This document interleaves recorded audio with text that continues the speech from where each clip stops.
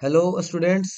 तो हम लोग पढ़ रहे हैं रघुकुल तिलक के द्वारा लिखी गई book a short history of English literature. ये book English history of English literature को पढ़ने के लिए one of the most simplest book है, इसलिए मैं इस बुक को पढ़ रहा हूँ या पढ़ा रहा हूँ। अ, इस बुक में हम लोगों ने अभी तक पोइट्री सेक्शन को पढ़ लिया, प्रोज सेक्शन में एस्से वाले पार्ट को पढ़ा है, नोवेल वाले हिस्से को हम लोग अभी पढ़ रहे हैं। तो हम लोग नोवेल वाले हिस्से में अभी 15 चैप्टर हम लोग पढ़ाई कर रहे हैं। इससे पहले हम लोगों ने 18 सेंचुरी तक के नोवेल के पार्ट को हम लोगों ने इसमें पढ़ लिया, कैसे कैसे चीजें डेवलप हुई। 18 सेंचुरी नोवेल के बारे में हम लोगों ने फीचर्स को हम लोगों ने लास्ट क्लास में पढ़ा था नोट्स बनाकर। और आज हम लोग पढ़ेंगे कवरली पेपर्स के बारे में। तो कवरली पेपर्स ये काफी फेमस टेक्स्ट है, अर्ली 18 सेंचुरी में लिखा हुआ।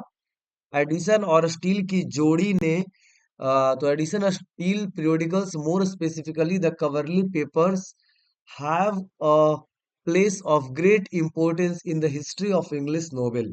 तो एडिशन और स्टील की जोड़ी ने बहुत सारे periodicals लिखे, उसमें से एक periodical है कवरली पेपर। तो इस पेपर को इन्होंने दोनों मिलकर लिखे, तो एडिसन और स्टील दोनों मिलकर कवरली पेपर्स को लिखे। और ये काफी इंपॉर्टेंट माना जाता है, क्योंकि कवरली पेपर्स के बारे में ऐसा कहा जाता है कि ये एक फाउंडेशन था जहां से नोवेल राइटिंग को एक नया शुरुआत मिला।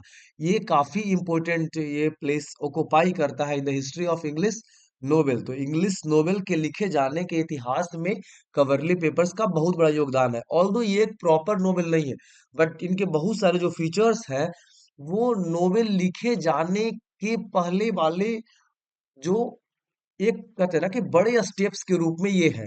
तो they are not novels, they are periodicals. मतलब पीरियोडिकल्स क्या थे? एक निश्चित समय पे लिखे जाने वाले एसेस के फॉर्म में थे, जिसमें मतलब सोसाइटी के बारे में लिखते थे लोग, क्या है क्या नहीं है, क्या होनी चाहिए क्या नहीं होनी चाहिए। तो इस तरह की चीजें रेगुलर बेसिस पे आती रहती थी और लोग इसे बड़े इंटरेस्ट से पढ़ते थे। लंदन सेंटर हुआ करता। तो ये सारी कहानियां थी, इसके बारे में हम लोग पढ़ेंगे आगे, जो हम लोग अभी पढ़ने वाले हैं उसमें। तो दे आर नॉट नोवेल्स, ये प्रॉपर नोवेल्स नहीं थे। क्यों नहीं थे? There is no plot. तो इनके जो पीरियोडिकल्स थे, कवरली पेपर्स, इसमें कोई प्रॉपर प्लॉट नहीं था। There was lack of plot. Some of even the most important characters are merely heard of and not seen, for example the widow. तो दूसरा बात क्या था कि इनके जो कैरेक्टर्स थे वो मेयरली हर्ड ऑफ या और नॉट सीन, मतलब कौन कैरेक्टर है उसका एक कंक्रीट बेस नहीं था। जो उनके कैरेक्टर्स हैं उन कैरेक्टर्स का प्रॉपर बेस नहीं था। जबकि एक नोवेल में प्रॉपर प्लॉट होना चाहिए, प्रॉपर कैरेक्टर होना चाहिए, प्रॉपर नैरेटिव होना चाहिए, जितने प्लॉट्स हैं और जितने सीन्स आपस में कनेक्टेड होने चाहिए, एक प्रॉपर फ्लो होना चाहिए। तो एक नोवेल में ये सारी चीजें होनी चाहिए। बट कवरली पेपर्स में ये सारी चीजें प्रॉपर से नहीं थी। ना वो उनमें प्रॉपर प्लॉट देखने को मिल रहा था, ना प्रॉपर, है ना, प्रॉपर बेस्ड कैरेक्टर्स थे। कैरेक्टर्स हाँ कहीं कहीं हल्की सुनी सुनाई बातें थी, प्रॉपर क्या सीन है, क्या उसका कैरेक्टरिस्टिक फीचर है, उसके बारे में चीजें मेंशन नहीं थी। जैसे कि एग्जांपल है द वीडो। उसके बाद तीसरा है the various scenes have no connections. बहुत सारे जो सीन्स थे, बहुत सारे जो स्टोरीज थे, वो आपस में जुड़ी हुई प्रॉपर से नहीं थी, except that some characters figure in them. तो कुछ फिगर्स और कुछ कैरेक्टर्स को छोड़ करके बाकी जितने भी सीन्स थे वो आपस में प्रॉपरली कनेक्टेड नहीं थे। लेकिन फिर भी, but the Coverley papers have the seeds of novel with, है ना, within them for two reasons. लेकिन हम देखते हैं कि कवरली पेपर्स प्रॉपर नॉवेल्स तो नहीं है, लेकिन नॉवेल्स के शुरुआती दौर के रूप में इसको देख सकते हैं। या कहते हैं ना कि नोवेल के सीड के रूप में जाने जाते हैं, नोवेल की शुरुआत के रूप में जाने जाते हैं। ये प्रॉपर नोवेल नहीं है, बट कवरली पेपर्स ने नए नोवेल्स को फॉर्म की करने में मदद की। ये जो पीरियोडिकल्स थे इन्होंने और आने वाले जनरेशन्स के जो राइटर्स थे उसको मोटिवेट करा, उसको नए आइडियाज दिए, और इसके हेल्प से लोगों ने इस तरह के और भी वर्क्स कर पाए। तो देखते हैं क्या क्या कुछ हो पाया। They can be turned into a novel with a minimum difficulty and with a little addition and enlargement। अगर हम कवरली पेपर्स को अच्छे से देखें तो अगर उनमें हम थोड़ा बहुत मतलब थोड़ा बहुत, है ना, इसको मेहनत करके इसको नोवेल के रूप में कन्वर्ट किया जा सकता है। थोड़ी बहुत डिफिकल्टी होगी इसको करने में, और थोड़ा बहुत इसमें एडिशन करना होगा, उसको और इनलार्ज करना होगा, थोड़ा और इनहेंस करना होगा। मतलब अगर उस नोवेल पे थोड़ी बहुत काम की जाए, नोवेल को एक उन पीरियोडिकल्स को थोड़ा सा और एक्सटेंड किया जाए और थोड़ा इनलार्ज किया जाए और चीजों को और बेहतर बनाया जाए, तो हो सकता है कि एक अच्छा नोवेल बन जाए। द बीडो इन देयर, जो बीडो कैरेक्टर की बात की गई थी, जो कि एक प्रॉपर कैरेक्टर इसमें नहीं है, the widow is there in the background ready to be produced and made a heroine। तो जो विडो का जो कैरेक्टर है, जो बैकग्राउंड में ऑलरेडी प्रेजेंट है, अगर उसको और डेवलप किया जाए तो उसको हीरोइन के रूप में प्रेजेंट किया जा सकता है और उसको डेवलप किया जा सकता है, और इस तरह से हमको एक प्रॉपर कैरेक्टर मिल सकता है। और कैरेक्टर मिल जाने से ये नोवेल बनने में काफी ज्यादा आसान होगा, या फिर इसको नोवेल के रूप में इसको कन्वर्ट करने में काफी ज्यादा एक कारगर स्टेप होगा। तो हमें इस तरह से भी चीजों को देखनी चाहिए। Many of the incidents have already been told in manner of a novelist and other can easily be retold in that manner। तो बहुत सारी चीजें जो इस नोवेल में दिखाई गई है, बहुत सारी घटनाएं वो एक नोवेलिस्ट के तौर पे दिखाई गई। जैसे एक नोवेल में चीजें दिखाई जाती है, घटनाएं दिखाई जाती है, कुछ उसी तरह से बहुत सारे इंसिडेंट्स को बताया गया है और बहुत सारी कहानियों को इसी तरह से भी बताया जा सकता है। अगला देखते हैं रीजन क्या है जिस कारण से इसको नोवेल के रूप में एकदम कंसिडर कर सकते हैं कि ये नोवेल के सीड्स थे। They possess in a fashion which requires no alteration at all. Many of the features of a novel far more successfully hit off than had ever been done before in the novel itself। इस समय से पहले तक novel में जो features होने चाहिए, अगर कुछ चेंज ना भी करें तो बहुत सारे फीचर्स ऑलरेडी इस वर्क में है, जो इससे पहले नोवेल, इससे पहले तक मतलब इस वर्क के आने से पहले तक जितने भी नोवेल के रूप में जो भी वर्क आए, उन वर्क्स में जो क्वालिटी होनी चाहिए थी उससे ज्यादा क्वालिटी कहीं इस वर्क में है। तो ये जो वर्क है इसमें नोवेल की बहुत सारे फीचर्स, बहुत सारे कैरेक्टरिस्टिक्स ऑलरेडी इस वर्क में थे, जिस कारण से हम इसको एक डेवलपमेंटल स्टेज के रूप में जानते हैं। This is true of dialogue, of description, but above all of characters. तो हम देखते हैं कि ये जो वर्क है इसमें काफी ज्यादा डायलॉग्स, प्रॉपर डायलॉग्स है, प्रॉपर डिस्क्रिप्शंस है, और इसके जो कैरेक्टर्स है वो काफी प्रॉपर वे में डेवलप किए गए। तो डायलॉग की बात की जाए, डिस्क्रिप्शन की बात की जाए और कैरेक्टर की बात की जाए, तो ये काफी ज्यादा डेवलपमेंट हुआ है इन तीन चीजों में, इस वर्क में, कवरली पेपर्स में, जिस कारण से हम इसको एक अच्छा वर्क मान सकते हैं। Nobody before, with the exception of Bunyan, hand made them so vivid and lifelike, given them such realistic setting। Never before did we get such painting of ordinary and familiar life। तो हमने देखा है कि John बनियन को अगर छोड़ दे तो इससे पहले तक, अभी तक इतना विविड, इतना मतलब विभिन्न, इतना ही मतलब विविध तरह की चीजें, मतलब विभिन्न तरह की चीजें, नई नई तरह की चीजें, अलग अलग रूप, अलग अलग स्वरूप, life like and given them such realistic setting. एक रियलिस्टिक सेटिंग में इस तरह से चीजों को प्रेजेंट करना बनियन को छोड़ करके शायद ही किसी ने किया था।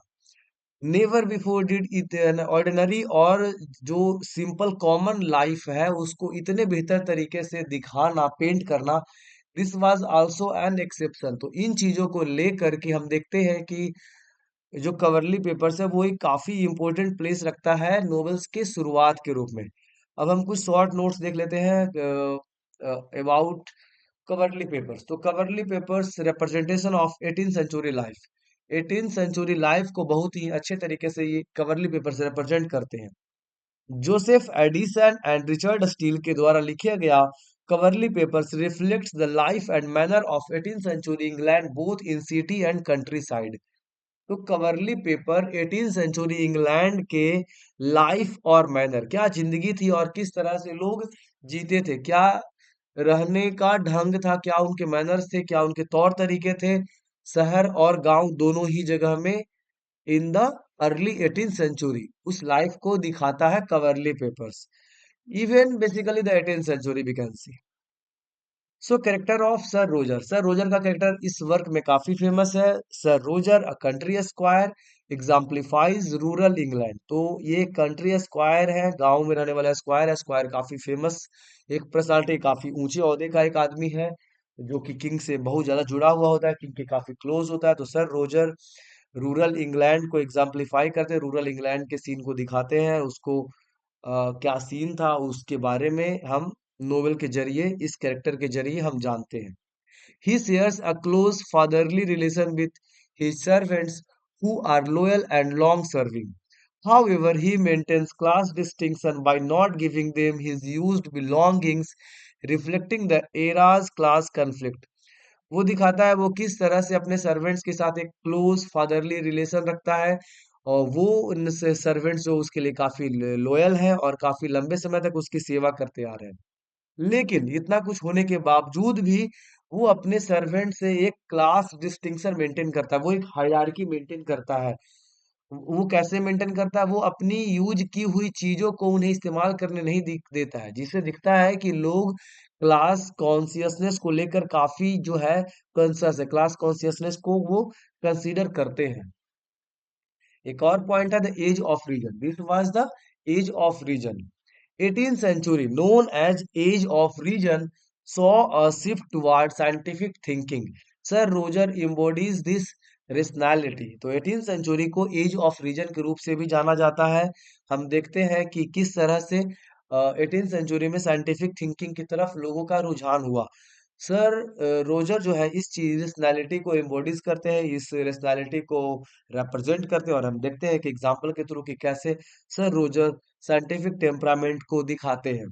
तो एग्जाम्पल के लिए वो अपने सर्वेंट्स को जो है ना भूतों का डर था, उनका मानना था कि कोई खास जगह हॉन्टेड प्लेस है जहाँ पे लोग भूत रहते हैं। तो इस चीज को वो डिस्प्रूव करने के लिए कि नहीं ऐसा कुछ नहीं है, भूत भूत कुछ नहीं होता है, भूत वगैरह इस जिंदगी में नहीं होते, जो कि पुराने लोग मानते थे, आज भी मानते हैं। तो साइंटिफिक थिंकिंग क्या बोलता है कि भूत नहीं होते, बट साइंटिफिक थिंकिंग में बियॉन्ड जाए तो लोग बोलते हैं नहीं भूत होता है। तो उसी तरह से भूत के डर को घन अपने सर्वेंट्स के भूत के डर को भगाने के लिए बहुत सारे क्लेर्जी मैन को उस हॉन्टेड प्लेस पे रात भर ठहराते हैं, जिससे उनके डर को खत्म किया जा सके और ये प्रूफ किया जा सके कि भूत वगैरह कुछ नहीं होते हैं।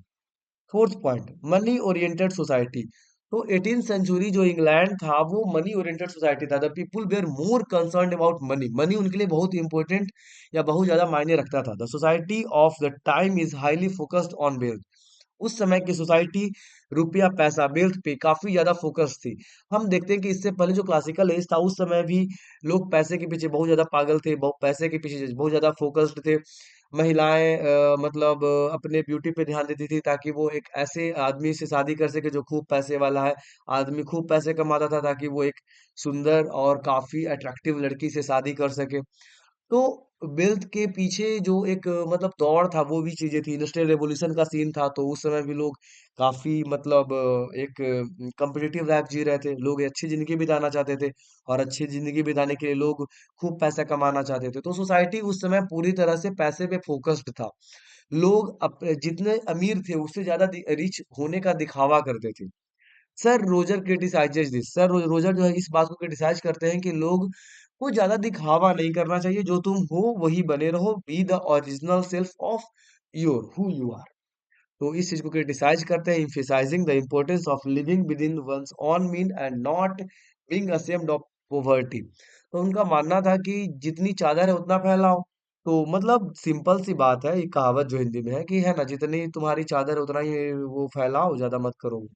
कहने का मतलब कि जो चीजें हमारे पास उपलब्ध है हम उन्हीं चीजों से हमें संतुष्ट रहना चाहिए, और हमें अपनी गरीबी से लेकर के बहुत ज्यादा ये नहीं होना चाहिए कि मैं गरीब हूं तो उस पे शर्म नहीं होनी चाहिए।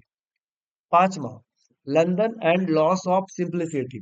London is the centre of 18th century life and many country people moved there in hope of improving their fortune. तो लंदन जो है 18th सेंचुरी लाइफ का सेंटर है, हर लोग लंदन जाना चाहते हैं ताकि वो अपनी जिंदगी सुधार सके। जिस तरह से गांव के लोग शहर पलायन होते हैं और इंडिया के लोग फॉरेन जाते हैं ताकि वो एक बेहतर जिंदगी जी सके, ज्यादा पैसा कमा सके और चीजें उनके लिए बेहतर हो, उसी तरह से उस समय में भी लोग अपनी जिंदगी को सुधारने के लिए एक नई जिंदगी और एक बेहतर जिंदगी की आशा लिए हुए लंदन की तरफ रवाना होते हैं और लंदन की तरफ जाना चाहते हैं। However, in doing so, they often lose their simplicity, honesty, trying unsuccessfully to imitate city manners. और ये सब चीजें करने के दरमियान हम देखते हैं कि अधिकतर लोग अपनी सिंपलिसिटी, अपनी ऑनेस्टी को खो देते हैं। वो क्या करते हैं, वो सिटी के लाइफ को जबरदस्ती कॉपी करने की कोशिश करते हैं और उस कॉपी करने के चक्कर में वो ना उसको कॉपी कर पाते हैं और इस तरह से अपनी सिंपलिसिटी और ऑनेस्टी को भी वो खो देते हैं, तो वो अपने रियल सेल्फ को खो देते हैं। Satire on society, sixth point. Through Coverly Paper, Addison and Steele use wit, irony, and symbolism to satirize various aspects of 18th century society, including social, psychological, and political conflict. Despite the era's advancement in education and scientific knowledge, तो कवर्ली papers में Edison और steel ने bit, irony and symbols को use किया है ताकि वो 18th century के डिफरेंट एस्पेक्ट्स को क्रिटिसाइज कर सके, उसको सटायराइज कर सके, उसका व्यंग कर सके 18th सेंचुरी के सोसाइटी को, जिसमें कि सोशल एस्पेक्ट, साइकोलॉजिकल एस्पेक्ट्स और पॉलिटिकल कन्फ्लिक्ट्स को दिखाता है। ऑल्दो ये जो एज था, जिस एज में एजुकेशन और साइंटिफिक नॉलेज का काफी ज्यादा डेवलपमेंट हुआ था, तो बेसिकली एडिसन और स्टील ने कवरली पेपर्स के थ्रू 18th सेंचुरी के रियलिस्टिक पिक्चर को रिप्रेजेंट करा है, सटायराइज करा है कि हम लोग अच्छी जिंदगी के चक्कर में, एक हाई फाई जिंदगी के चक्कर में, एक बेहतर जिंदगी के चक्कर में हम लोग अपने रियल सेल्फ को भूलते जा रहे हैं। तो ये एक तरह का एक ऐसा वर्क है जो आपको डेडिकेट है ना, मतलब डायडेक्टिकल वर्क है, मतलब आपको कुछ मैसेज देता है, आपको कुछ कहना चाहता है, ये सोसाइटी को मतलब बेहतर करने के होप से लिखा गया वर्क है। तो this is what the Coverley paper was. In the next class we will study about Daniel Defoe. Thank you.